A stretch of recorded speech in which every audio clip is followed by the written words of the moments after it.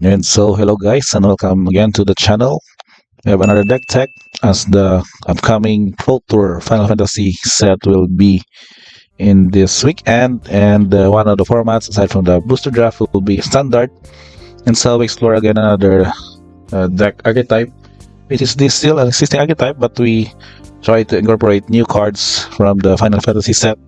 And this is our feature deck for today, which is the Golgari Primal Odin summon one hit kill deck. Why it's called one hit? Because again, the card summon Primal Odin, in which his second chapter would be whenever this deals combat damage to a player, that player loses the game. So basically, it is not primarily built around deck, but in any instance, you can just go into casting Primal Odin and then using the attack to kill off your opponent, depending on whatever life total he is, or if it's 100 or 100,000 lives. That didn't matter with this kind of deck. So we go with the shell of the Golgari, which is the black-red deck, black-green. So we take first the lineup for the card types. We have 25 creatures, 3 enchantments, 4 instants, 5 sorceries, and 23 lands. So let's go check each of the choices. Of course, if you are already playing the format for a while, I'm pretty sure you're familiar with some of the cards, but we just check then what are the new choices here that I've chosen, including of course the new cards from Final Fantasy. So of course we need the ramp. So we have copies of Runaway Elves here. That's 4 copies.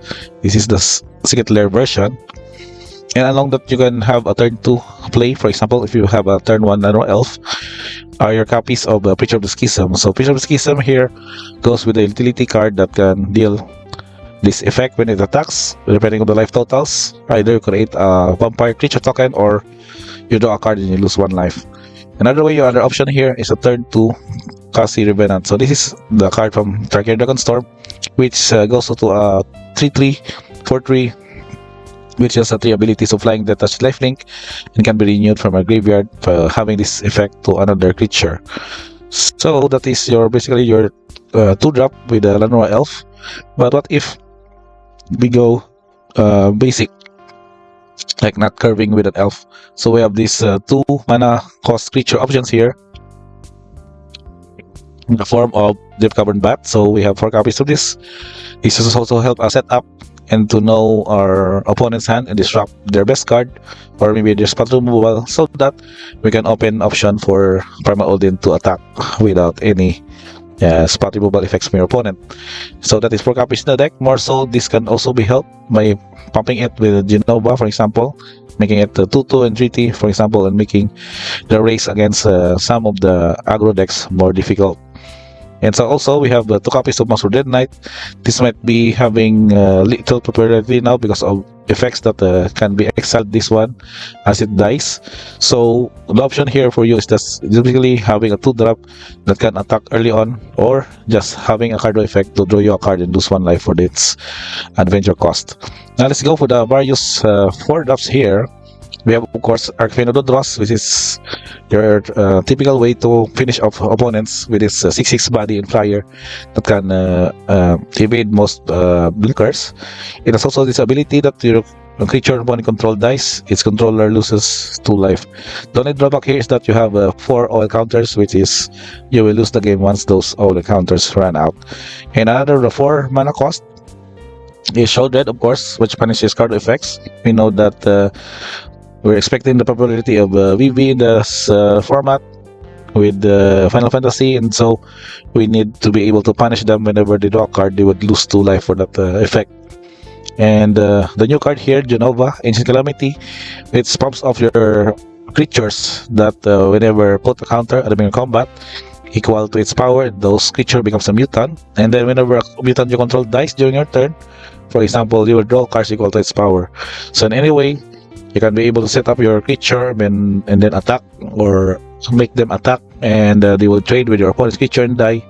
You will get the benefit of drawing cards equal to its power because of its mutant ability with Genova. So that is 2 copies in the deck. And so our utility creature last 2 before the Summon Primal Odin are your Destructive Stormrod, which can have this Omen effect that can destroy creature with power 3 or less. And later on, if you need to hardcast this to destroy an artifact or enchantment, you can do so with 5 mana cost. And of course, another copy of Overlord of the Belmark, which is making sure that impending this one would get you to return an non-avatar creature or planeswalker card from your graveyard to your hand. And also a strong body, 5/5. You can hardcast this later on or just impend it for 2 and get the benefits of returning a creature card that was used early on or was traded to your opponent's creatures. So again, let's check again the ability of Primal Odin. You can just ram up with him with the elf and then have this first ETB effect that can destroy a relevant creature of your opponent. And then when you go to second chapter, you can basically kill off your opponent whenever this combat damage. And then the last one, if no else fails of this one, you can still draw 2 cards and have your opponent or each player loses 2 life, which also affects your opponent's life total.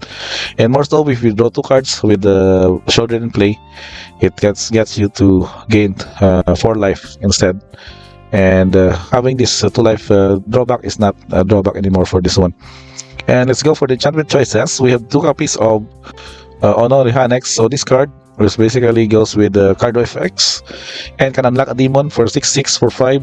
But early on, you can just pay this for 3 and maybe curve to Arcfen to have this effect to draw 2 cards, draw card and lose 2 life. Otherwise, if you have a demon, you gain 2 life and your opponent loses 2 life for this one.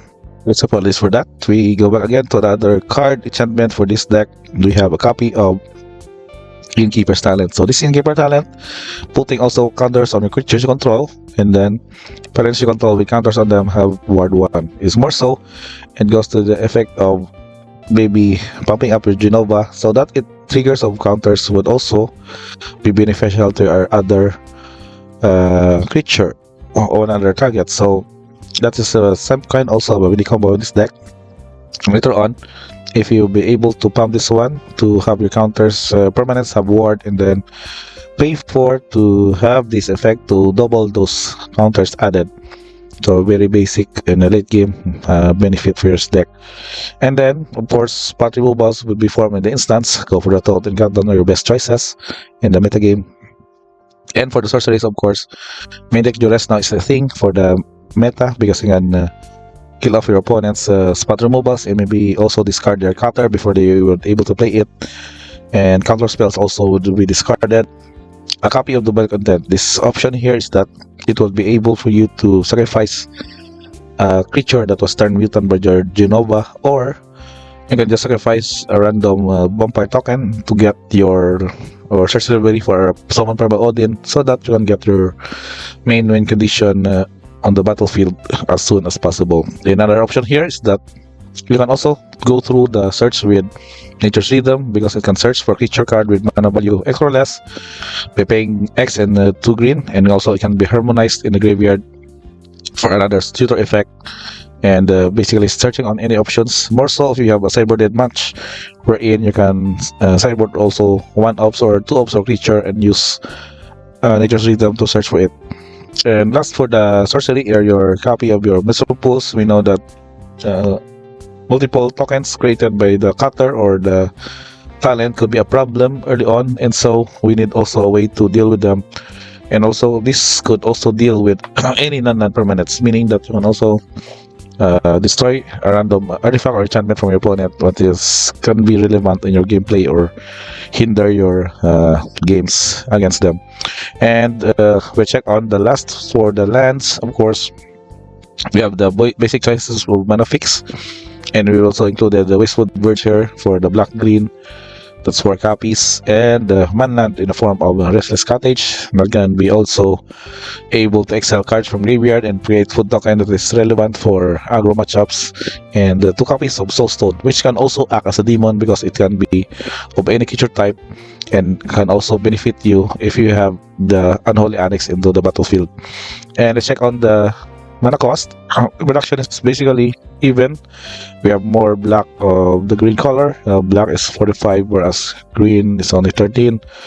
Average mana cost is 3.11. Basically very cheap, but You need also to have a late game plan for casting the Summon Primal Odin, and so this kind of curve is very much efficient. And with I don't know what else, and the 23 lands, I think this would be sufficient enough for this kind of deck. And lastly, we check on some of the tokens. We have Demon token from the Annex, Food token from the, I think, the Golgari Manland, and Vampire token from Picture of the Schism.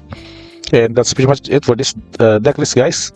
If you are still going with the Golgari kind of deck build for a mid-range type for this metagame with Final Fantasy, I would suggest you go with the root of Primal Odin setup, which is I think is very efficient now for the metagame, which can also finish off opponents with just combat damage effect, and can also be relevant in some of the mid-range matchups that can also emerge from this format now that the Final Fantasy set is ready to play in the standard, and of course this weekend's Pro Tour Final Fantasy.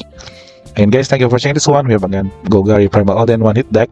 Don't forget to like, subscribe, and see you on the next video upload.